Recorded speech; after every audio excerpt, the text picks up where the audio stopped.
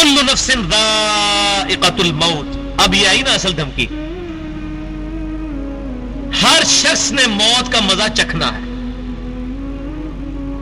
یہ جتنی ان کی عیاشیاں اور بدماشیاں یہ دنیا تک ہے. موت تو ان کو آنی ہے.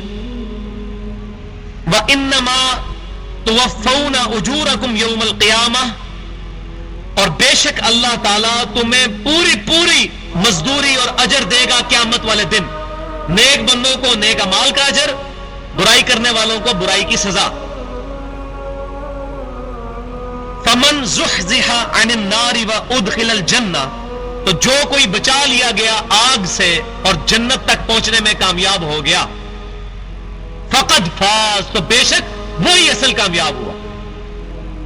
یہ ہے اصل سکسیس کہ قیامت والے دن اللہ تعالیٰ کے غضب کے مقام جہنم سے بچ کر اللہ کی رحمت کے مقام جنت تک پہنچنے میں انسان کامیاب ہو جائے، اور وہ انبیاء کرام علیہ السلام کے طریقے پر چلنے میں. وَمَا الْحَيَاةُ الدُّنْيَا إِلَّا مَتَاعُ الْغُرُورِ، اور دنیا کی زندگی تو نہیں ہے مگر دھوکے کا سامان. یہ دنیا کی زندگی انسان کو پتہ بھی نہیں چلتا کتنی تیزی کے ساتھ وقت گزرتا چلا جاتا ہے. میں ابھی دیکھتا ہوں کہ بالکل کل کی بات لگتی ہے کہ ہم لوگ اسکول جایا کرتے تھے اور جن لوگوں کو ہم دیکھتے تھے ان کی داڑیاں کالی تھی اس وقت، سر کے بال کالے تھے، اب بالکل سفید ہو چکے ہیں. اور کچھ عرصے کی بات ہے اگر ہم لوگ زندہ رہے تو ہمارے ساتھ بھی یہ معاملہ ہونے والا ہے. تو واقعی یہ بہت بڑا دھوکہ ہے اور ٹائم کے گزرنے کا پتہ بھی نہیں چلتا. الوژن ہے، پلک جھپکنے میں ٹائم گزر جاتا ہے اور انسان یہ سمجھتا ہے ابھی بہت وقت پڑا ہوا ہے، بہت وقت پڑا ہوا ہے، میں بس یہ معاملہ اپنے بچیوں کے ہاتھ پیلے کر دوں، پھر میں انشاءاللہ داڑھی رکھ لوں گا، میرا یہ معاملہ حل ہو جائے تو انشاءاللہ تعالیٰ پھر میں نمازیں شروع کر دوں گا، پھر مسجد میں بیٹھا رہوں گا، بس میرے یہ معاملے حل ہو جائے تو مسجد میں اذان بھی میں دوں گا، جب مجھے گھر والے نکال دیں گے تو پھر مسجد میں جا کے بیٹھا کروں گا. اپنا گولڈن پیریڈ اللہ تعالیٰ کو دینا ہے. لن تنالوا البر حتى تنفقوا مما تحبون، تم نیکی کے اعلیٰ ترین درجے کو پہنچ ہی نہیں سکتے جب تک کہ اپنی پسندیدہ چیز اللہ کو نہیں دو گے. سب سے پسندیدہ چیز انسان کی جوانی ہے. جوانی تو لگا دی دنیا داری میں، پیٹرول ڈالر کمانے کے لیے ملک بھی چھوڑ کر اور ماں باپ کو گلے سڑنے کے لیے اپنے ملک کے اندر چھوڑ کے دوسرے ملک میں چلے گئے اور جنازہ بھی نصیب نہیں ہوا دنیا کی دولت کی خاطر. باہر جا کر کمائی کرنا کوئی حرام نہیں ہے، لیکن آج کل یہ جو وبا چل گئی ہے، جو یہاں پر اسٹیبلش بھی ہے، جن کی دو وقت کی روٹی بھی صحیح طریقے سے پوری ہو رہی ہے، اس کے باوجود وہ باہر جانے کے لیے ایفرٹ کرتے ہیں. باہر جانے سے رزق تو بہت اچھا ملے گا، لیکن ایک پرابلم ہے جو سب نے یونانیمسلی ایگریڈ کیا ہے، اور وہ یہ ہے کہ اولاد خراب ہو جائے گی، ضرور ہوگی.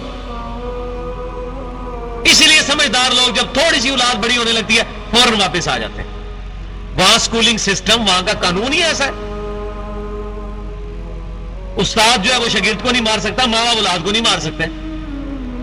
اور پھر آتے ہیں لوگ پوری زندگی انہوں نے داڑیاں رکھی ہوتی ہیں، نمازیں پڑھی ہوتی ہیں، اور بچی کو ایک سکھ کے ساتھ بھاگ گئی، کوئی ایک سائی کے ساتھ. میرے پاس تو لوگ آتے ہیں ایسے بتاتے ہیں خود واقعات، اب وہ آخری وقت میں خالی بیٹھ جاتے ہیں. تو یہ دنیا کی زندگی دھوکہ ہے.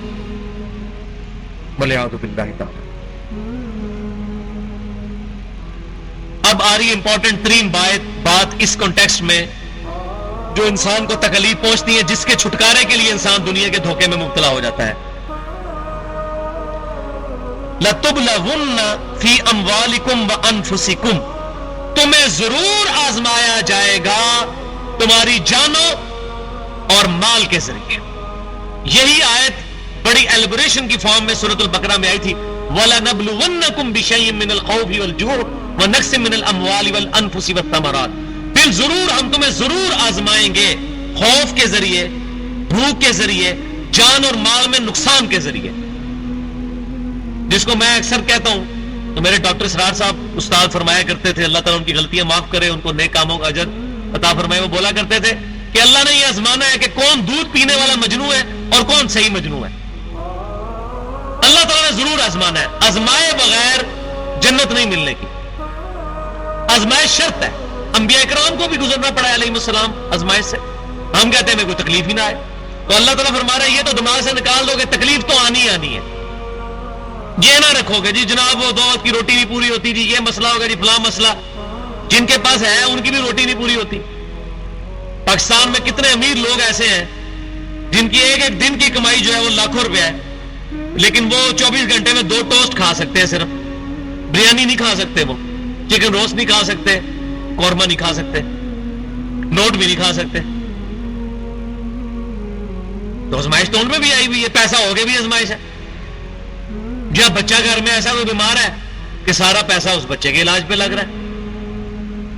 اس طرح کے بہت کیسز ہیں. تو اللہ تعالیٰ ہمارے ضرور ہم تمہیں آزمائیں گے مال اور جان کے نقصان سے. وَلَا تَسْمَعُنَّ مِنَ الَّذِينَ أُوتُوا الْكِتَابَ، اور تم یقیناً سنو گے اہل کتاب سے، من قبلکم، وہ اہل کتاب جن کو تم سے پہلے کتاب دی گئی، یعنی یہودیوں اور عیسائیوں سے تم اکثر اوقات اس طرح کی خبریں سنو گے، دھمکیاں میز اور افواہیں. وَمِنَ الَّذِينَ أَشْرَكُوا، اور ان لوگوں سے بھی جو مشرک ہیں، یعنی مشرکین مکہ، ان کی بھی اکثر باتیں تمہیں سننے کو ملتی رہیں گی. اذًا کثیرا، ایسی باتیں کثرت کے ساتھ جو تمہیں تکلیف پہنچانے والی ہوں گی. لیکن اللہ تعالیٰ فرما رہا ہے ٹینشن نہیں لینی. وَإِن تَصْبِرُوا، اگر تم صبر کرو گے، وَتَتَّقُوا، اور تقوی اختیار کرو گے، فَإِنَّ ذَلِكَ مِنْ عَزْمِ الْأُمُورِ، تو بے شک یہ تو بڑی ہمت کے کام ہے.